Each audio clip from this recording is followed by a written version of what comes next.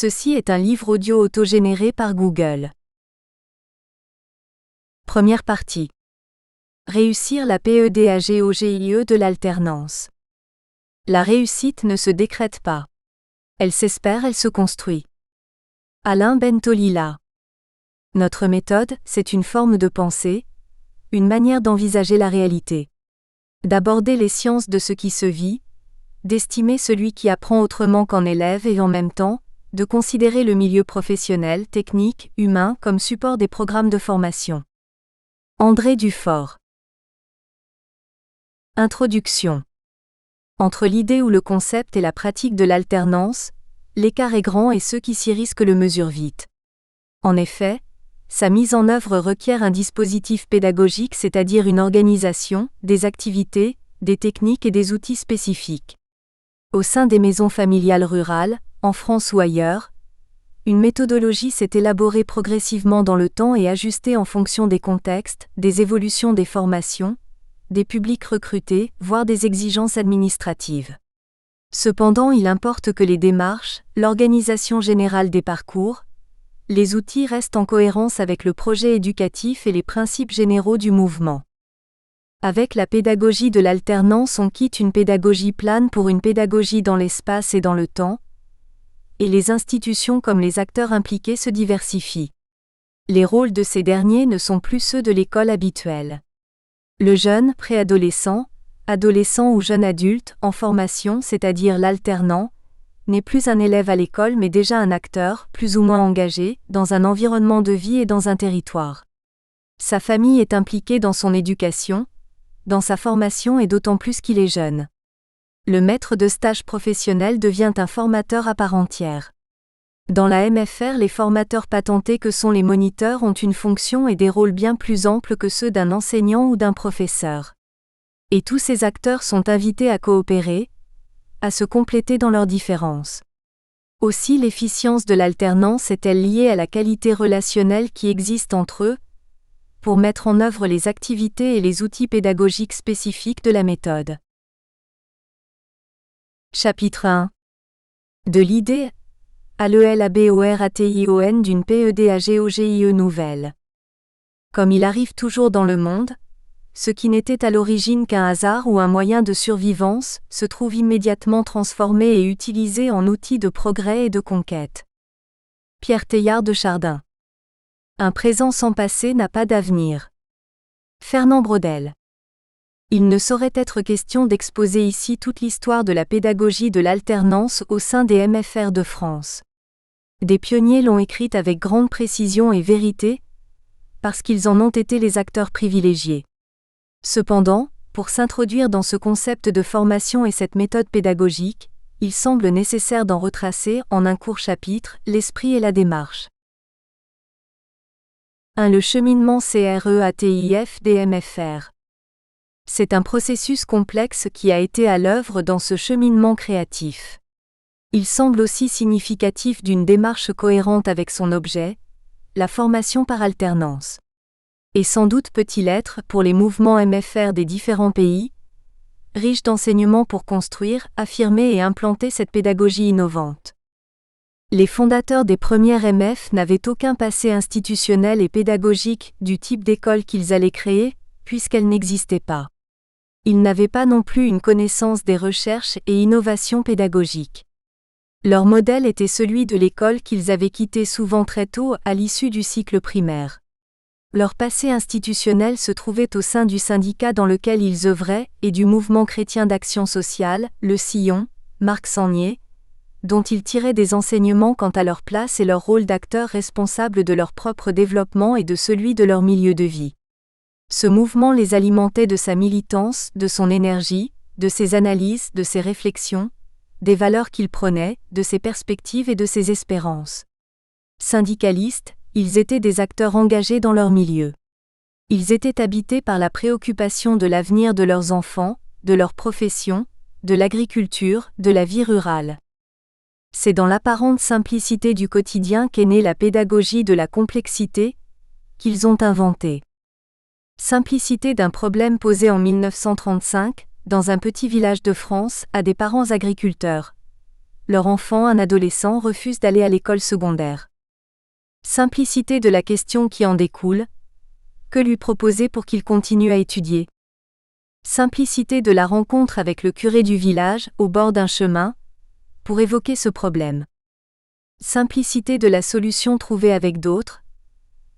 Créer une école qui n'enferme pas les adolescents entre des murs mais leur permette d'apprendre par les enseignements de l'école certes, mais aussi par ceux de la vie quotidienne, grâce à une alternance de séjour entre la ferme familiale et le centre scolaire. Simplicité que tout cela.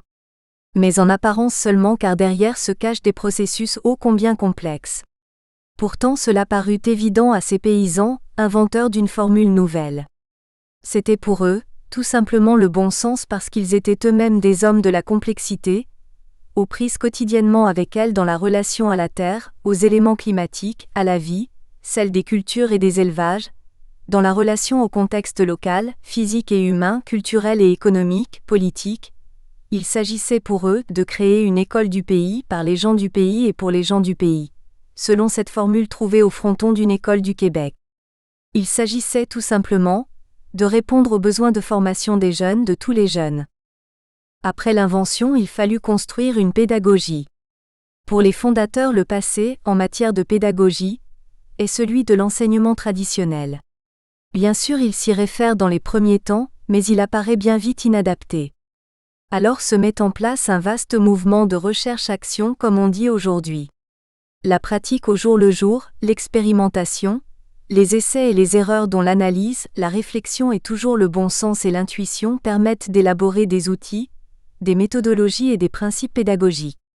C'est le temps où dans les MFR il n'y a pas ceux qui connaissent la pédagogie de l'alternance, et ceux qui l'ignorent. Aucun enseignement n'est donc possible en la matière puisque les savoirs n'existent pas. Ils sont à construire.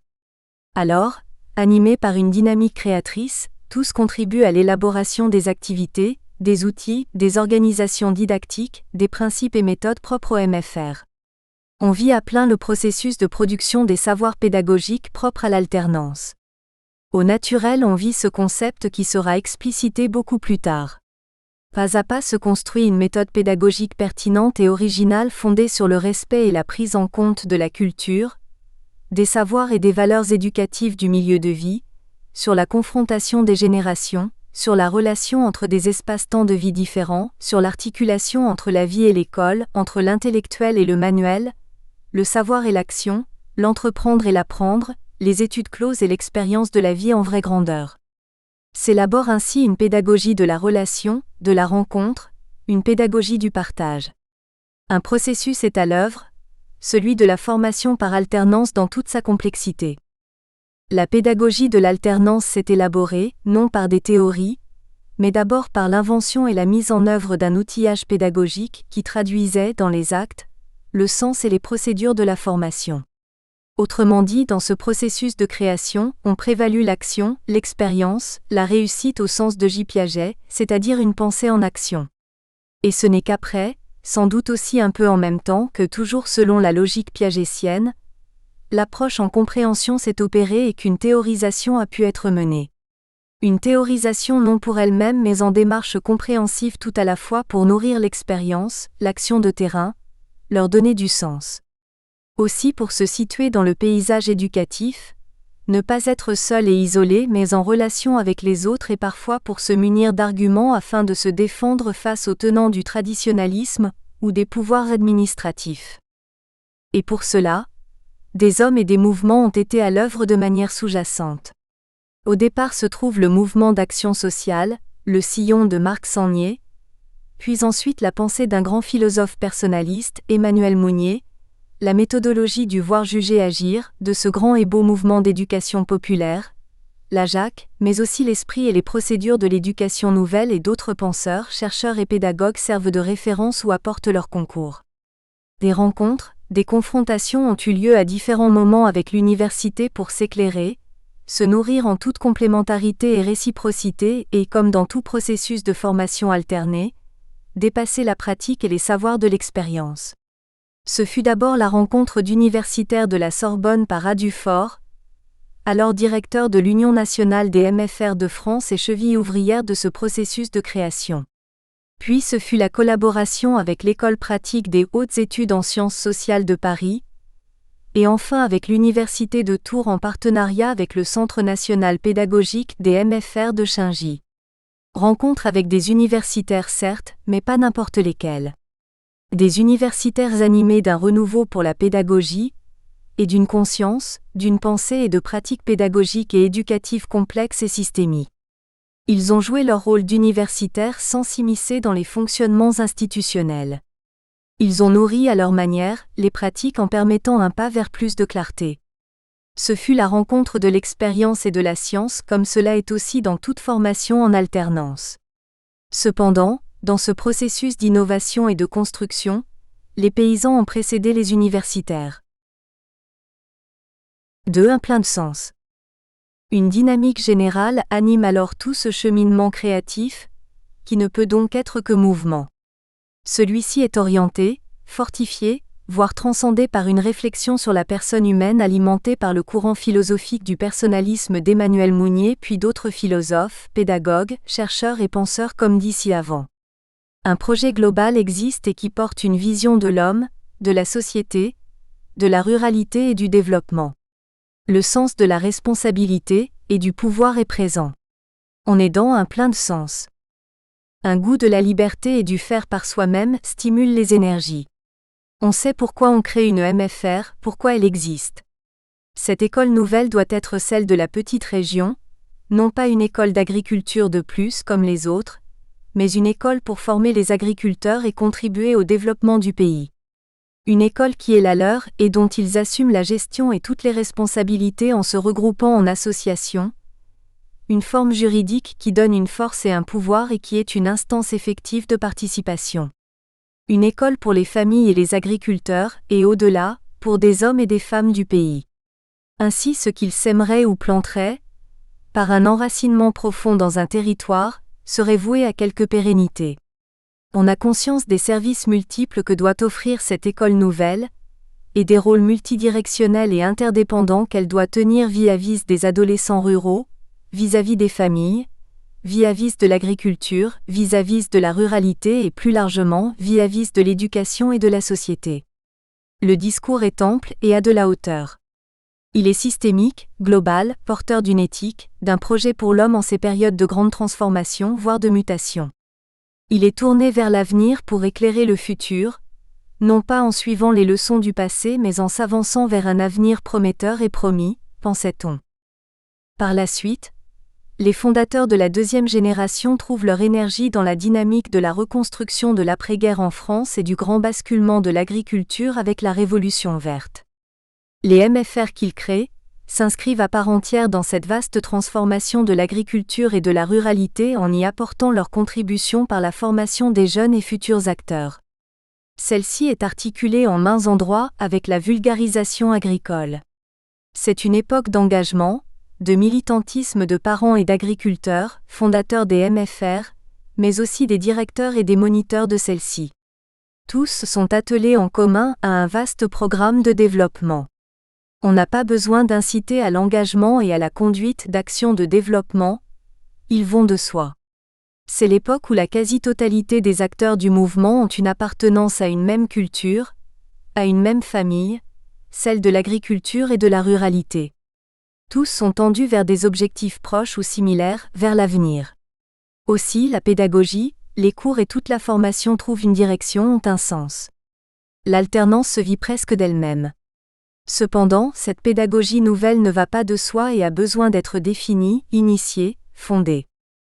Une démarche similaire existe par la suite dans les secteurs de l'artisanat, des services, du commerce, quand les MFR sortent du seul champ de l'agriculture pour s'ouvrir aux métiers du monde rural afin de maintenir sa vitalité. 3. Une QUETE et une CONQUETE de l'autonomie. Il n'y a pas de marche, d'avancée, de progrès, de dépassement pour toute personne comme pour toute institution, sans des pas en avant chaque jour pour exister et grandir. Et dans ce processus de construction d'une pédagogie, bien des chemins ont dû être inventés et tracés pour que les pas en avant soient continus. L'élaboration et la mise en œuvre d'un outillage et d'un dispositif pédagogique portant le sens de l'action éducative.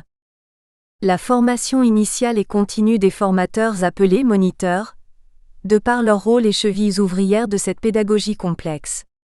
La recherche afin d'apporter l'éclairage de la science et un esprit scientifique. L'information et l'animation institutionnelle. La défense d'une spécificité pédagogique et organisationnelle, c'est-à-dire d'une autonomie auprès des instances politiques et administratives. En effet, tout se tient, tout travaille en même temps, tout interagit au sein d'un système éducatif.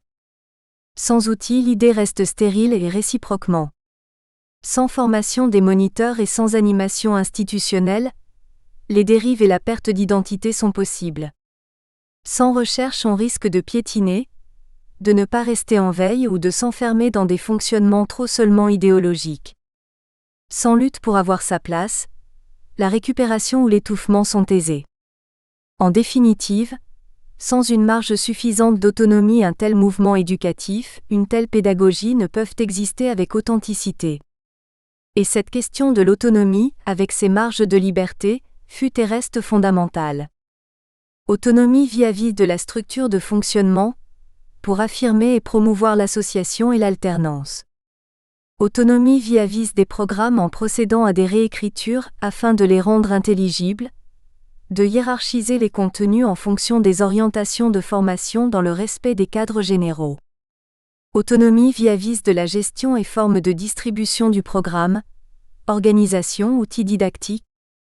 Autonomie dans la dénomination, la forme d'exercice, la qualification, les statuts et les rôles des moniteurs. Conclusion. La démarche de création de la pédagogie de l'alternance a été cohérente avec son objet.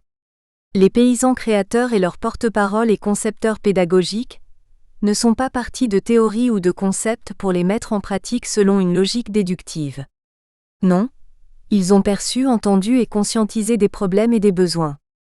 Ils se sont questionnés, ils ont formulé des hypothèses et énoncé des solutions. Puis ils ont inventé, ils ont réalisé, ils ont agi, ils ont mis en œuvre, ils ont tâtonné. L'action engagée, ils ont observé, écouté, regardé les pratiques. Ils ont analysé, distingué les composantes du système et les facteurs de réussite et d'échec. Ils en ont dégagé des idées, des pensées, des savoirs et de la connaissance, fussent-ils empiriques dans les débuts. Puis ils les ont confrontés à d'autres différents, pour aller vers d'autres savoirs, d'autres connaissances plus larges dans le champ des sciences éducatives pour mieux comprendre, mieux agir afin de rendre un service éducatif, répondre aux besoins, contribuer au développement des personnes et des milieux ruraux. Ce cheminement créatif fut une permanente action recherche-formation. Un cheminement fait d'essais et de tâtonnements, d'empirisme et de réflexion, d'information et de formation, de désordre et d'ordre, de structuration et d'organisation pour exister, s'affirmer, devenir, gérer ses dépendances, gagner en autonomie, être soi et solidaire. Processus complexe en vérité que cette création. Ce fut en France. Mais au Brésil, en Argentine, en Uruguay et dans tous les pays d'Amérique latine, au Québec, en Afrique, en Asie, en Océanie, sans doute un cheminement créatif similaire s'opère pour que s'affirme un mouvement éducatif innovant et porteur d'espérance. Chapitre 2. La mise en œuvre d'ACTITIVITES et d'outils PEDAGOGIQUES. Ne jamais séparer la culture de la nature et de ses lois. Célestin Freinet. Concevoir une méthode qui soit aussi l'instrument de l'élève et non seulement de l'éducateur, et qui identifie le contenu de l'apprentissage avec le processus même de l'apprentissage. Paulo Freire. Sans outils appropriés qui permettent sa mise en œuvre, l'alternance reste au stade d'une belle idée pédagogique sans réalité effective. Car tout se tient, et l'alternance, comme d'autres méthodes, fonctionne comme un système dont les différentes composantes interagissent. Sans projet ou sans visée qui donne le sens, les techniques et les outils pédagogiques peuvent être perçus comme des juxtapositions d'activités scolaires et leur mise en œuvre manquait d'âme, de sens et de dimension. L'efficience éducative et formative de l'alternance est liée à la cohérence qui existe entre toutes les composantes de la situation de formation, et notamment entre les finalités, les objectifs et les moyens du dispositif pédagogique. 1. Les soubassements d'un dispositif PEDAGOGIQUE. Le dispositif pédagogique représente le sous-système opérationnel du système de formation alternée. Des finalités et des principes présidant à sa mise en œuvre. 1. Les FINALITES. Comme énoncé dans l'introduction, elles sont de deux ordres.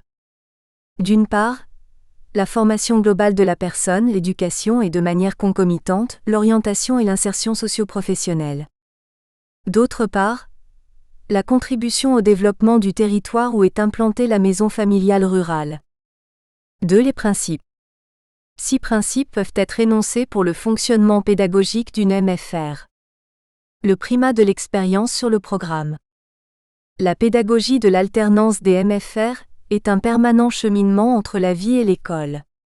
Elle part de l'expérience pour aller vers des savoirs plus théoriques, puis à nouveau vers l'expérience et ainsi de suite. Aussi est posé pour l'alternant un double rapport. D'une part, au travail et au monde de la production et à ses savoirs, à la vie sociale et économique, environnementale et culturelle des lieux où il vit. D'autre part, à un lieu scolaire avec ses activités, sa culture et ses savoirs. 3 exigences en découlent quant à la place de l'expérience. Elle est à considérer tout à la fois comme un support de formation, un réservoir de savoir et un creuset éducatif. Elle est le point de départ du processus pour apprendre selon la logique, réussir et comprendre.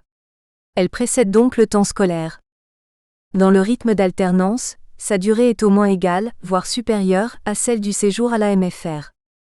L'articulation des temps et des lieux de la formation. Elle s'impose pour une formation continue dans la discontinuité des activités. Des activités et des outils sont nécessaires pour créer du lien et du liant, de l'interaction entre les deux espaces-temps, de la continuité dans la succession des micro-ruptures qu'engendre le passage de l'un à l'autre sur les plans relationnels, affectifs et cognitifs. De la cohérence, de l'unité et de l'intégration. Un rythme d'alternance à 3 temps. Ces 3 temps constituent une séquence d'alternance ou unité de formation selon la représentation ci-après. L'unité de formation est définie par un thème d'étude qui assure une cohérence dans les notions abordées, les savoirs et les apprentissages à construire. Le principe de la formation professionnelle est général associé. Il répond à une double obligation. D'une part, prendre en compte l'expérience qui est à dominante socio-professionnelle, avec une visée et une exigence de qualification professionnelle dans les cycles de ce type. D'autre part, atteindre la finalité première des MFR qui est celle de la formation globale de la personne au maximum de ses possibilités. L'une et l'autre se servent mutuellement, mais compte tenu des profils d'apprentissage du public recruté, les contenus professionnels plus pratiques, concrets et familiers se placent généralement en premier pour motiver et entraîner les contenus généraux plus théoriques et plus abstraits. Le principe de coopération, d'action et d'autonomie. Un alternant ne peut qu'être acteur de sa formation et gagner progressivement en autonomie. Le gain en autonomie lui permet d'apprendre plus et mieux. En effet, ce qu'il apprend en dehors de la MFR lui donne, lorsqu'il y revient, le pouvoir d'un savoir que ni les moniteurs ni les autres membres du groupe ne possèdent.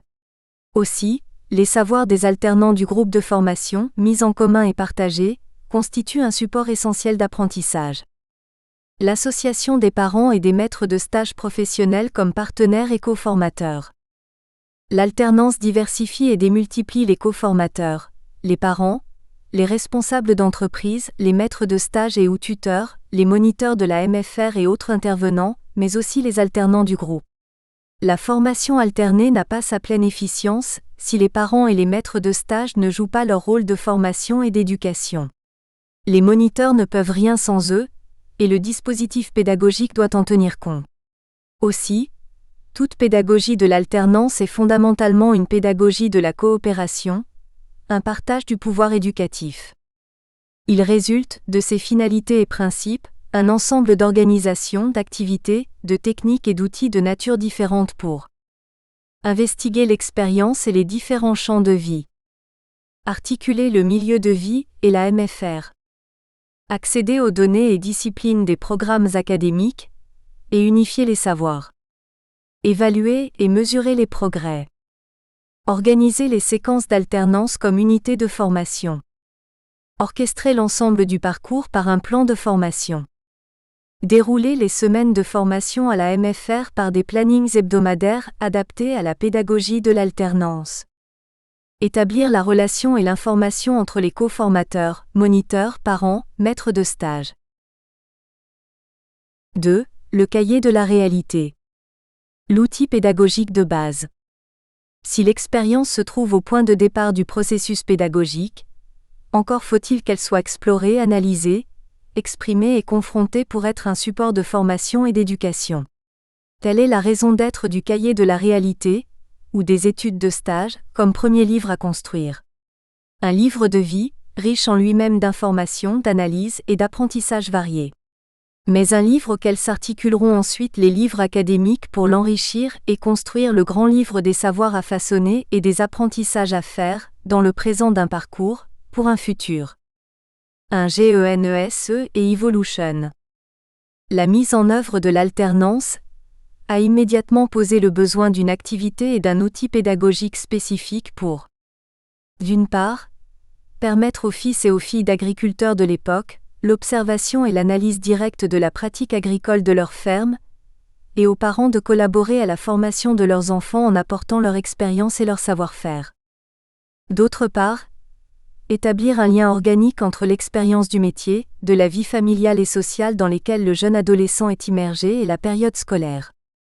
La première réponse a été donnée par la mise en place d'une monographie du village. Celle-ci a été très vite abandonnée car, trop extérieure et trop éloignée de l'expérience et des préoccupations des jeunes et de leurs parents, elle érythrénait leur désintérêt. La solution a été trouvée en proposant à chaque apprenti d'élaborer une étude progressive, détaillée et précise de la cellule professionnelle qui lui était familière, dans laquelle il agissait, celle à propos de laquelle il commençait à se poser des problèmes, à savoir la ferme familiale. Aussi l'outil qui rassemblait l'ensemble des observations, analyses et réflexions et se construisait au fur et à mesure de la formation a été dénommé le cahier de l'exploitation familiale. Sur le plan féminin, une démarche similaire pour les activités de la maison s'énonçait par le cahier de maison. Par la suite, le même cheminement a été suivi par les maisons familiales qui se sont créées dans le secteur de l'artisanat, pour donner naissance au cahier d'entreprise. Aujourd'hui, la diversification des filières, tant par orientation professionnelle que par niveau, a modifié l'unité du lieu d'alternance sur tout le parcours de formation. Les dénominations initiales, cahier d'exploitation, cahier de maison, cahier d'entreprise, ont dans nombre de situations perdu de leur signification première. Aussi, désormais se pose la question de la dénomination du dossier des recherches, des études de stage élaborées progressivement. Quel est le document qui donne de l'unité, de la cohérence à l'ensemble des études, des découvertes, des réflexions et récits de vie de 2, 3 ou 4 années d'existence à cette phase importante de la construction de la personne ? Certains le dénomment le dossier des études d'alternance. Cela n'a pas de sens car l'alternance ne saurait être assimilée au séjour en milieu de vie extrascolaire. D'autres l'intitulent le cahier ou le dossier de stage. C'est exact pour les formations professionnelles où les jeunes sont essentiellement en stage en entreprise, mais cependant limitatif car le champ professionnel n'est pas exclusif pour la formation. Et c'est assurément réducteur pour les premiers cycles et pour toute formation à visée générale car le séjour hors MFR prend aussi en compte la vie familiale, sociale, culturelle. La dénomination cahier de la réalité, ou cahier de vie, ou encore cahier du milieu de vie est aussi usitée. C'est plus englobant et non dénué de sens à condition que soient pris en compte les différents secteurs de vie et les activités afférentes. Enfin, de manière raccourcie, on dit aussi le plan d'études. C'est inexact car celui-ci n'est qu'un morceau d'une activité plus globale. Nous avons choisi la dénomination cahier de la réalité, qui nous semble la plus appropriée et aussi la plus commune. 2. Une ACTIVITE globale. L'activité pédagogique, cahier de la réalité, se développe dans l'espace-temps de la formation en 4 phases. Le plan d'études ou guide de recherche élaboré par le groupe classe avant le départ de la MFR. La réalisation et l'expression par chacun des recherches ou études pendant le temps de séjour dans la famille et ou en milieu professionnel. L'appréciation, au retour à la MF par un moniteur, de l'écrit rapporté et son amélioration.